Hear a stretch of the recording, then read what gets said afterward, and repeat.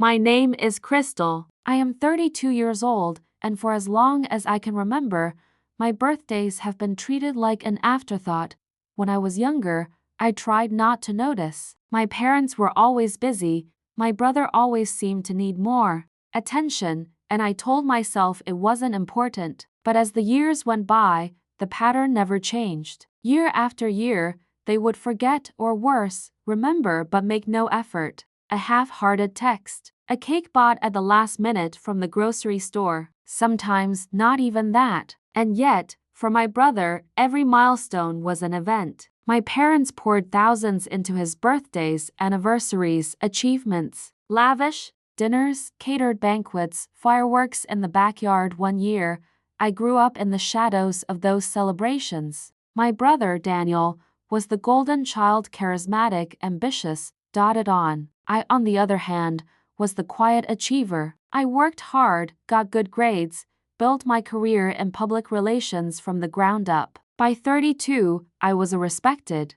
PR executive with my own team, a roster of big clients, and a reputation for saving companies from crises. Strangers admired me. My colleagues respected me. But in my own family, I was still invisible. On my 32nd birthday, I found myself once again alone in my apartment. No calls from my parents, no invitations, no surprises. I ordered takeout, opened a bottle of wine, and tried not to let the emptiness crush me. I told myself I didn't care anymore, that I was used to it. But the truth was, it still hurt. It always hurt. Because birthdays aren't about the cake or the party, they're about being remembered, being valued. And I had never been. The next morning, my phone buzzed with a family group text. Not a happy birthday, Crystal. Not even a belated acknowledgement. No, it was a message from my mother about Daniel's upcoming anniversary party. They were planning something big and unforgettable. They wanted all of us to pitch in to make it grand. And then came the line that made my blood run cold.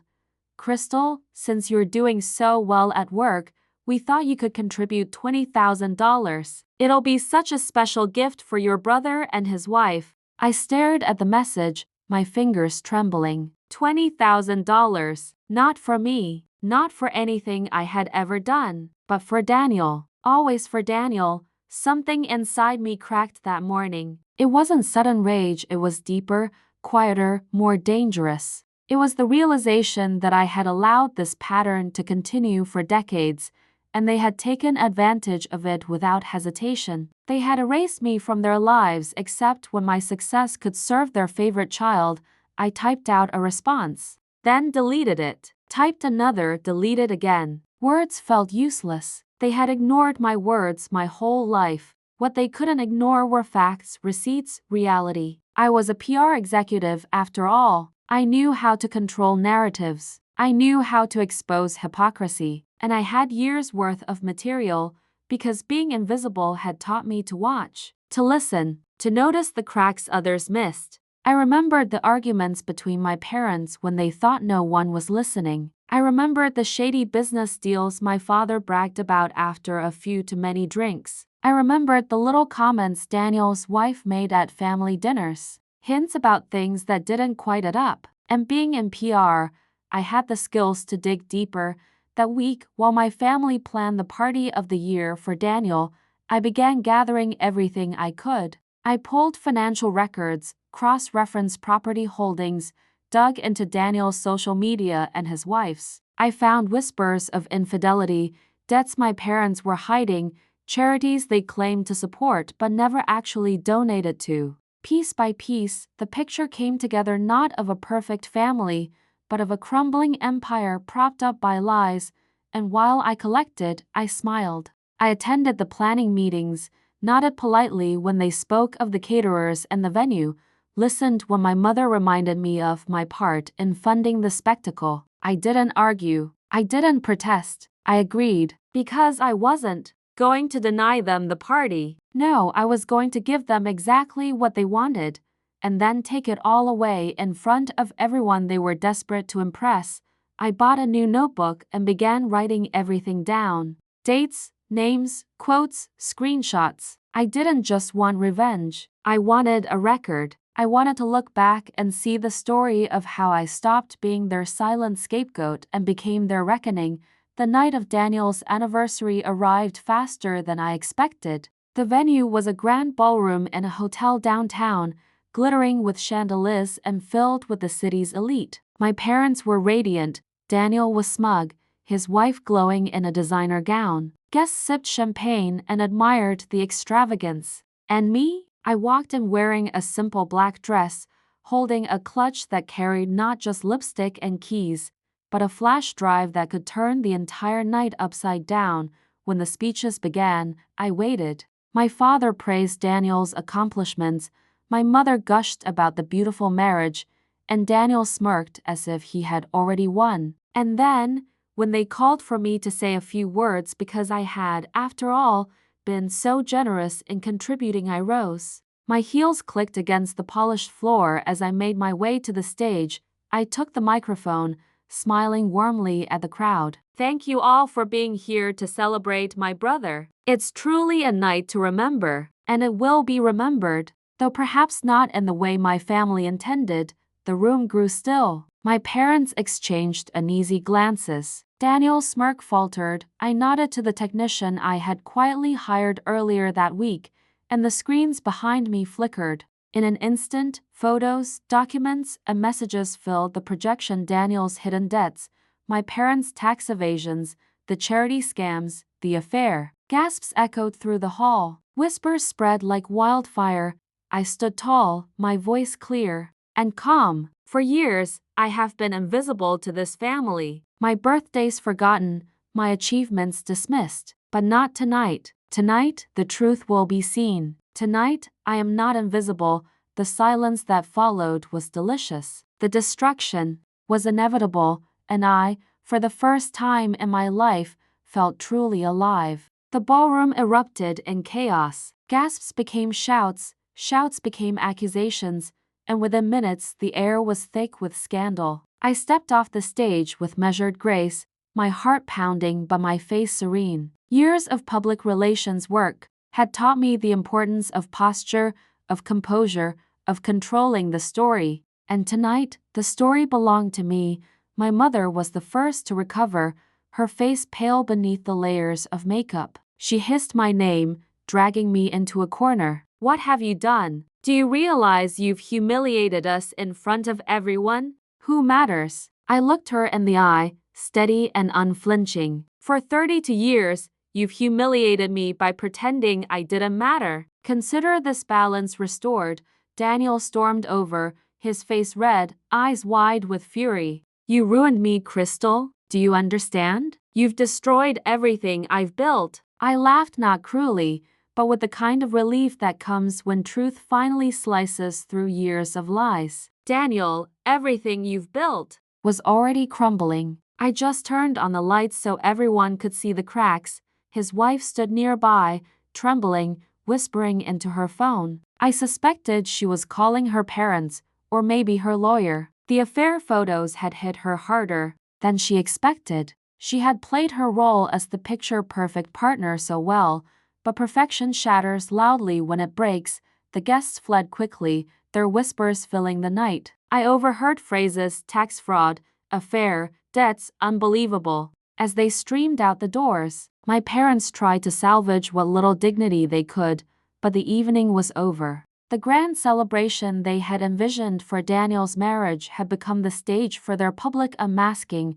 I left the venue quietly, slipping into the cool night air. My hands trembled once I was outside, the adrenaline crashing into exhaustion. I hadn't just pulled off a professional PR move, I had detonated a bomb in my own family. And though I knew it was justified, though I had dreamed of this moment for years, the reality of it still shook me. Back in my apartment, I poured myself a glass of wine and sat in silence. My phone buzzed relentlessly, messages from family members, from acquaintances, from coworkers who had been in attendance. Some messages were filled with anger, others with awe. A few were from people I barely knew, thanking me for finally showing the truth. I turned my phone face down. Tonight wasn't about the world's reaction. It was about mine. For the first time in my life, I had not just endured, I had acted. I had declared loudly and unmistakably that I existed, and no one could take that back. The following days were a storm. News articles circulated, not in the mainstream press, at least not yet, but in the city blogs and gossip columns. Words like embezzlement, betrayal, and family scandal became tied to my parents' names. Daniel's company lost a major investor within 48 hours. My mother's charity was suspended pending investigation, and my father's phone calls, once answered with deference, began going straight to voicemail. At work, I walked into the office prepared for whispers, but what I found was respect. My colleagues, who had always known me as calm and competent, now looked at me with something else in their eyes: admiration. They had seen me stand tall in a room full of power and strip away a facade with nothing but truth. And though they didn't know the years of pain behind it, they recognized strength.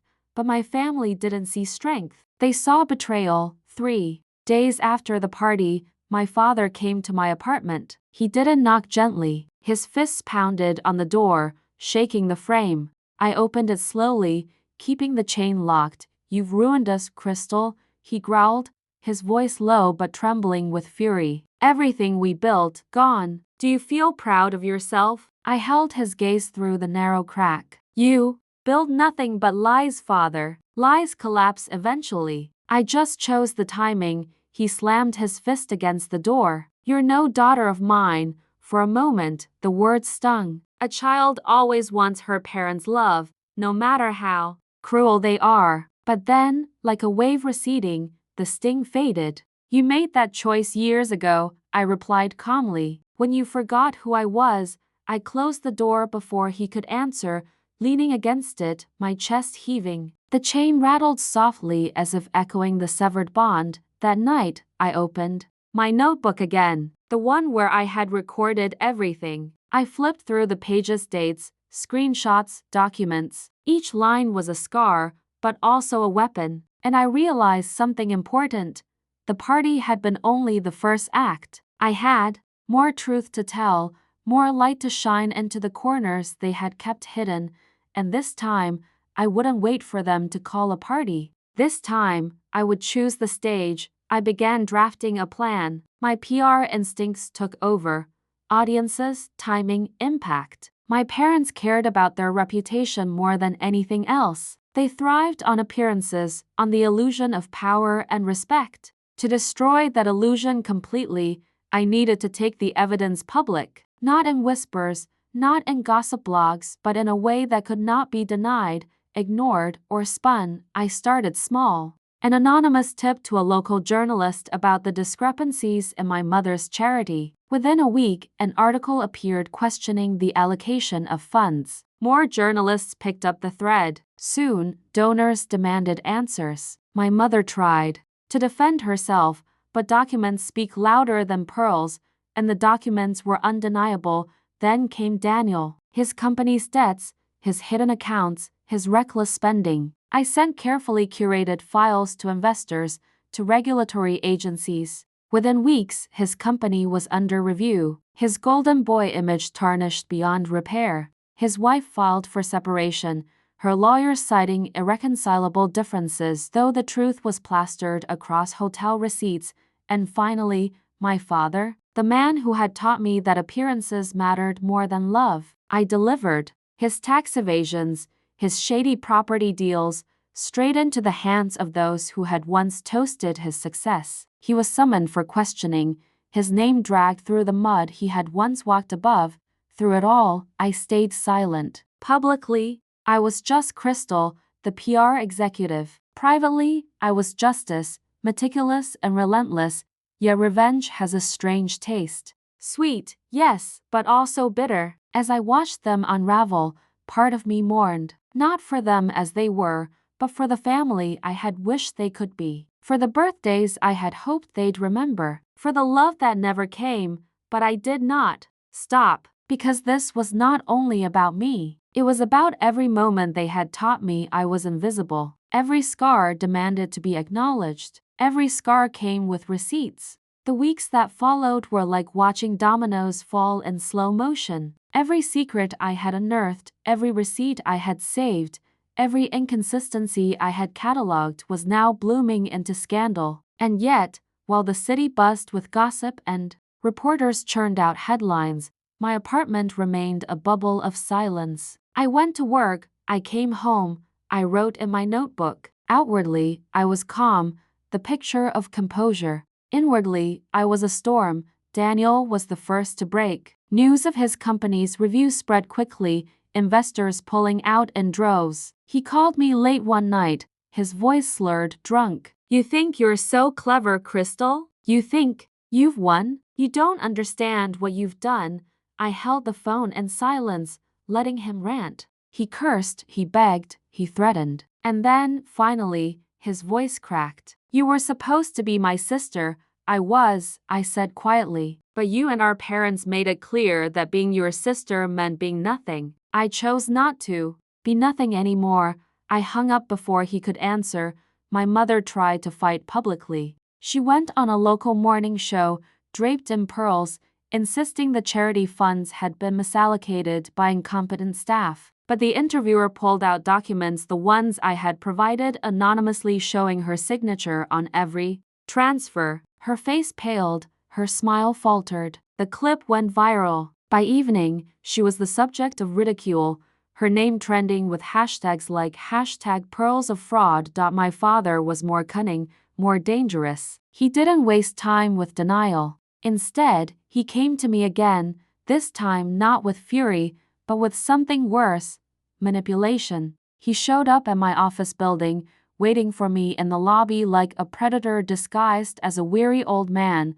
"Crystal," he said as I approached, his voice calm, almost gentle. "Let's talk. You've made your point. You've hurt us, humiliated us. But enough is enough. Let's end this before you burn yourself along with us." I stopped, keeping a careful distance. "You don't get to decide when this ends. You didn't care about endings when you erased my beginnings." He sighed, shaking his head. "You're blinded by anger. This will destroy you too. Do you think people admire you? They're laughing at you. You'll always be the bitter daughter who couldn't let things go." His words cut, not because I believed them, but because they echoed the doubts I carried in the quiet of night. But I straightened my spine, meeting his gaze. "Better bitter than invisible." I walked past him, my heels clicking against the marble floor, each step a rejection of his power. The fallout spread wider. Extended relatives distanced themselves. Family friends who had once clamored for invitations now whispered behind closed doors, unwilling to be associated with disgrace. Daniel disappeared from social events, his once perfect wife filing for divorce. My mother retreated into her home, curtains drawn, her charity dissolved. My father fought his battles in courtrooms, his lawyer's voice growing weaker with every hearing. And me? I waited, because revenge is not only about the strike, it is about patience, about ensuring the wound festers until it can no longer be ignored. But as the months dragged on, I began to feel something unexpected: emptiness. I had dreamed of this for years, dreamed of the moment they would all be exposed, their lies laid bare. And now, it had happened. The empire had crumbled, the golden child had fallen, the Queen of Pearls was disgraced, the patriarch was cornered. I had won.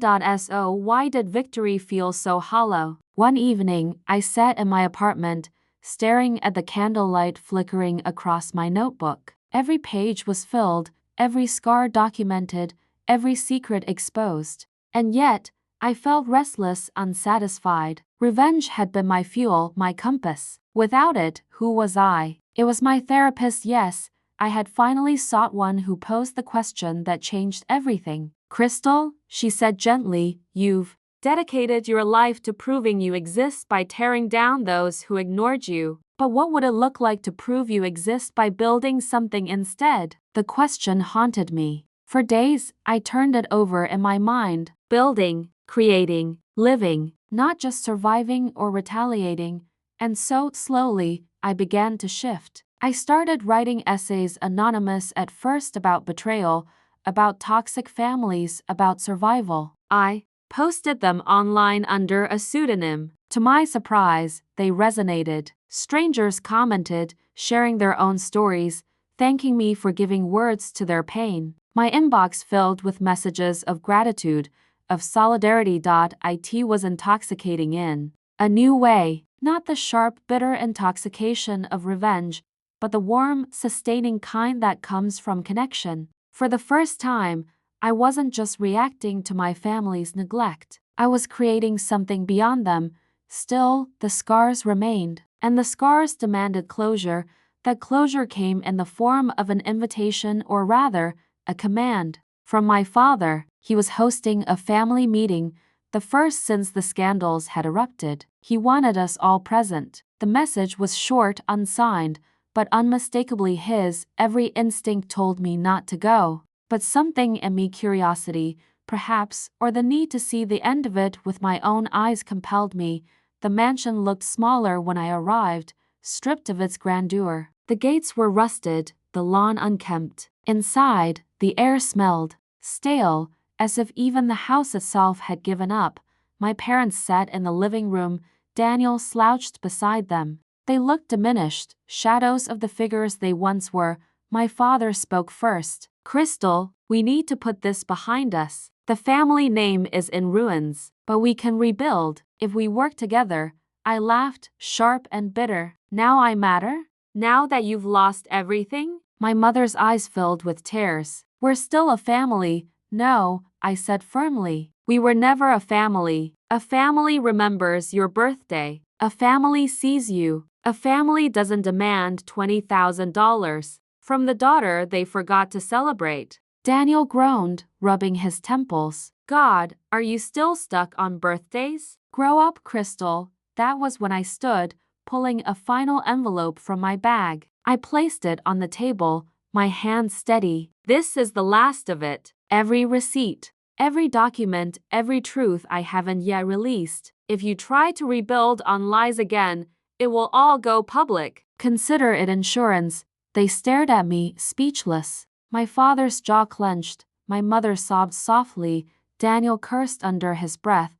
I turned and walked away, the weight lifting with each step. I had delivered the final blow. The rest was no longer mine to carry. Outside, the night air was cool and sharp. For the first time, I didn't feel invisible. I felt whole. Walking away from that final meeting felt like stepping out of a long, suffocating tunnel. For years, I had chased the light at the end: recognition, validation, revenge, and now, finally, I stood in the open air. My family's shadows no longer reached me, but freedom, I learned, is both exhilarating and frightening. When the anger quiets and the war ends, you are left with silence, and in that silence, you face yourself. For weeks after the showdown, I kept waiting for the familiar rush of adrenaline, the satisfaction of watching them fall further. But instead, what came was a strange calm. My father's empire was gone.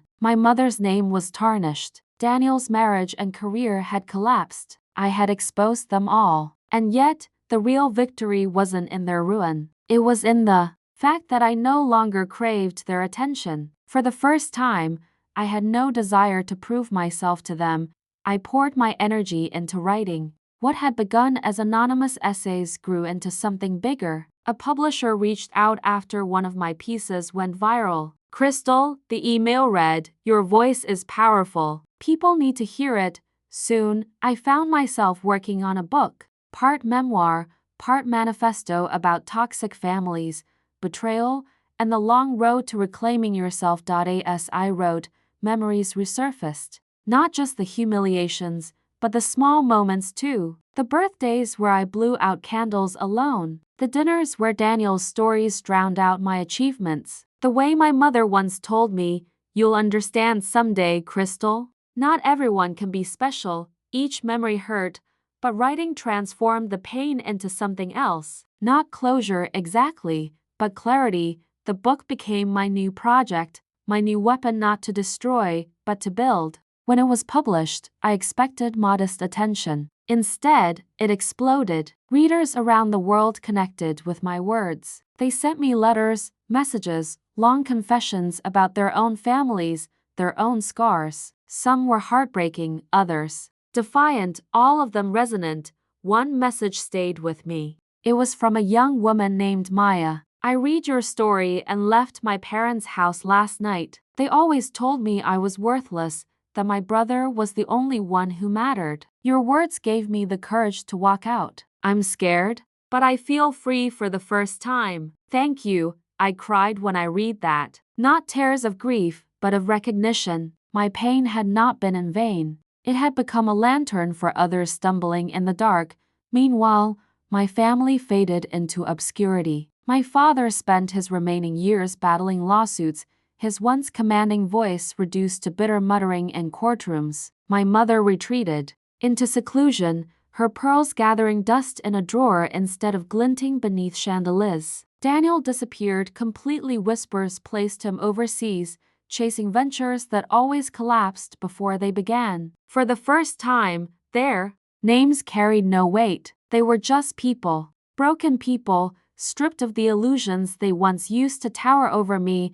I didn't rejoice in their misery. I didn't need to. Because my life had become about more than revenge, I bought a home of my own, not a mansion, but a warm, sunlit space filled with books, plants, and laughter. Friends came often, friends who knew me for who I was, not for what I could provide. On my 33rd birthday, I hosted a small dinner. Just a handful of people, a cake, candles, and laughter that filled the room. As I blew out the candles, I realized it was the first time I felt truly celebrated. Not because of spectacle, not because of obligation, but because I was seen. In the quiet after the guests left, I stood in my living room and whispered to myself, "Happy birthday, Crystal." It might have seemed silly, but it felt profound. For the first time in 33 years, I had given myself what no one else ever had: acknowledgement. Looking back now, I see my life into halves. The first half was defined by erasure, by parents who forgot, by a brother who consumed all the attention, by silence that swallowed me whole. The second half was defined by reclamation, by my choice to speak, to act, to rise. If there is one truth I carry with me, it is this: revenge may have started my journey, but it was never the destination. The real victory was in becoming someone who no longer needed their approval, someone who could stand tall, speak loudly, and be heard, not because I demanded it, but because I finally believed in my own worth. So when people ask me now if I regret it, if I regret exposing my family, ruining their reputations, airing the dirty laundry in front of the world, my answer is simple: no. I regret the years I stayed silent. I regret the birthdays I spent waiting by the phone. But I do not regret the moment I chose myself over them. I am Crystal. I am 32, and I will never again be forgotten.